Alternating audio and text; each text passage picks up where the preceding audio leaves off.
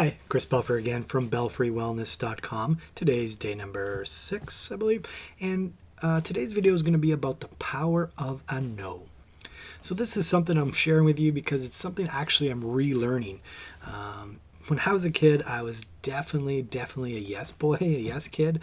I worked at Wendy's and in high school, and I thought I was always getting called to work extra, and I always thought, hey, I was a good worker. And one time the manager came to me and he was like, Kris, do you know why we always call you to come in? And I said, no. I'm like, because I'm a good worker. He's like, well, yeah, but it's really because you never say no. And it was just like, oh my God.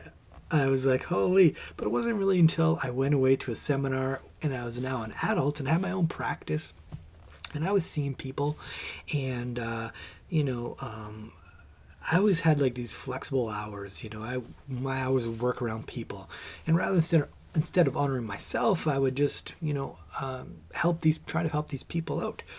And so somebody said, hey, I'm going to be there by 6:30 or 7, and I close at 6. I'd be like, oh, okay, I'll wait. But their 6:30 or 7 is actually 7:30 or 8 o'clock. So here I am. I'm now, really hungry because I hadn't eaten dinner. I hadn't planned to stay late. I usually would go to work out after work, and I'm missing out on that.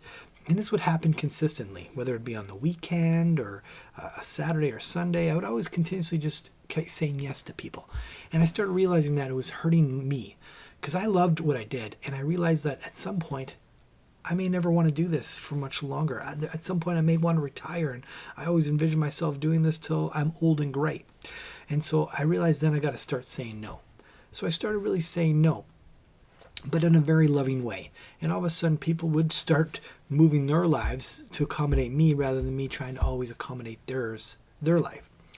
And, I realized, I had fallen back into doing that. And I became more of a yes person, trying to please everybody else at the benefit or at the expense, really, of myself. And so I stopped really, truly living and doing the things that I love doing. So I've taken that back. It's really tough to do. I'm not saying it's really easy. It really tests your boundaries and your commitments. But I've made some commitments to myself that I've written them down, and boundaries that I have for myself. And I'm trying to really work at saying no to keep and hold those boundaries. Sure, I mess up, but I know that I'm committed to those boundaries. So I'm reestablishing those boundaries for myself. No is extremely powerful expression. It's really the cornerstone of our integrity. And I was losing out on that. And so slowly inside I can feel myself just hurting and being resentful and angry. I realized that I got to start saying no, not necessarily for other people, but really for myself. And in turn, they appreciate it.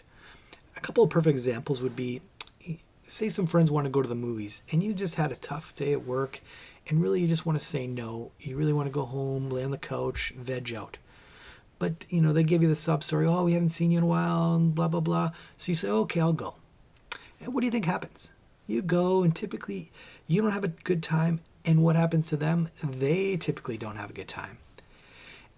But if you can change that to say, an expression of different where you want to go out, and all of a sudden you're like, hey, yeah, let's go to the movies. All of a sudden you have a good time, they have a good time, and it's great. It'd be no different than when you give a gift. Say if you give something, you only give it because you know you're going to get something back, so you're feeling obligated to give that gift. How do you feel when you get a gift like that? It's usually something you don't want or something you don't like, but it usually comes with some kind of negativeness. The person doesn't have to say anything, but it's something that's energetically you feel. So the goal today is really to take back the power of a no. And you do it very lovingly, and sometimes you can make an excuse, or not an excuse, you can have an explanation with it. Maybe it's a simple no, I can't do it today, but have another plan for today. But I would love to do it for you on Sunday if that would work.